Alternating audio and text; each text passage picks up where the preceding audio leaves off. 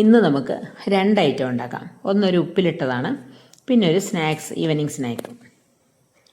അപ്പോൾ ആദ്യം ഉപ്പിലിട്ടത് ഉണ്ടാക്കാൻ ഒരു ചട്ടി അടുപ്പത്ത് വയ്ക്കുക. അതിലേക്ക് നല്ലെണ്ണ ഒഴിച്ചു കൊടുക്കുക. ഒരു 2 ടേബിൾ സ്പൂൺ നല്ലെണ്ണ ഒഴിച്ചു കൊടുക്കുക. നല്ലെണ്ണ ചൂടായി വരുമ്പോൾ അത് കടുകും ഉലുവയും ഇട്ട് കൊടുക്കുക.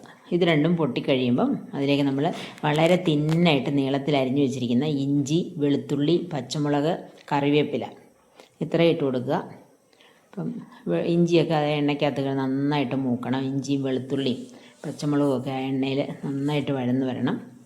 അത് കഴിയുമ്പോൾ അതിലേക്ക് വളരെ നേർത്ത്, ഇതെല്ലാം നീളത്തിലാണ് അരിയുന്നത്. ഇതിനകത്തുള്ള സാധനങ്ങളെല്ലാം വളരെ കനം കുറച്ച് നീളത്തിൽ അരിയണം. അതാണ് അതിൻ്റെ ഒരു ഭംഗി. ക്യാരറ്റ് ഇട്ട് കൊടുക്കുക. ക്യാരറ്റ് ആ എണ്ണയിൽ കിടന്ന് ഒന്ന് വഴന്നിട്ട് ഒരു ഹാഫ് കുക്കാവണം. ഒരുപാടൊന്ന് വെന്ത് കുഴഞ്ഞു പോകരുത്. അപ്പം ക്യാരറ്റ് ഒന്ന് കുക്കായി കഴിയുമ്പം അതിലേക്ക് നമ്മൾ തിന്നായിട്ട് അരിഞ്ഞ് വെച്ചേക്കുന്ന മാങ്ങയാണ് ചേർത്ത് കൊടുക്കുന്നത്. അധികം പുളിയില്ലാത്ത ഒരു ചെറിയ മാങ്ങ മുഴുവൻ ചേർത്ത് കൊടുക്കുന്നുണ്ട് അരിഞ്ഞ്.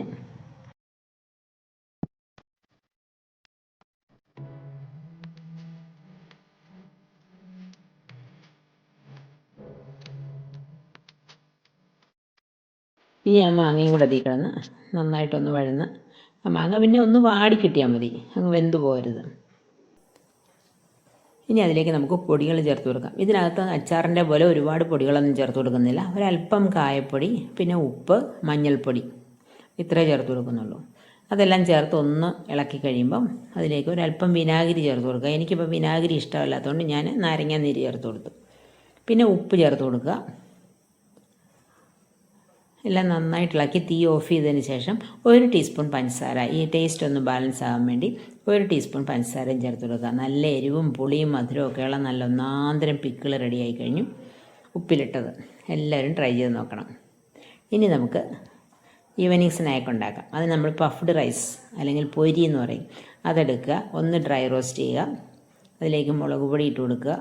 ക്രഷ്ഡ് ചില്ലി ആയാലും മതി.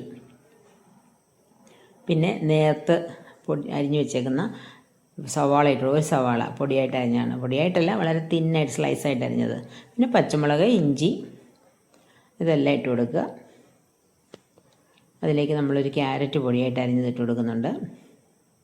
ക്യാബേജ് പൊടിയായിട്ട് അരിഞ്ഞിട്ട് കൊടുക്കുന്നു. മാങ്ങ ഇട്ട് കൊടുക്കുന്നുണ്ട്. ക്യാപ്സിക്കം വേണമെങ്കിൽ ഇട്ട് കൊടുക്കാം. എൻ്റെ ക്യാപ്സിക്കം ഇല്ല, അതുകൊണ്ട് ഞാൻ ഇട്ട് കൊടുത്തില്ല.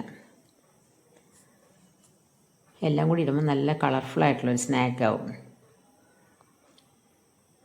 ഇനി ഇതെല്ലാം കൂടി ഇട്ട് നന്നായിട്ട് ഇളക്കുക. ഒരല്പം ഉപ്പും 1 ടീസ്പൂൺ പഞ്ചസാരയും കൂടി ഇട്ട് കൊടുക്കുക. പിന്നെ കുറച്ച് നട്ട്സ് വേണമെങ്കിൽ ഇട്ട് കൊടുക്കാം, എന്തെങ്കിലും നട്ട്സ് ഇട്ട് കൊടുക്കാം. അപ്പം നമ്മുടെ സ്നാക്കും റെഡി ആയി കഴിഞ്ഞു. എല്ലാവരും ട്രൈ ചെയ്ത് നോക്കണം.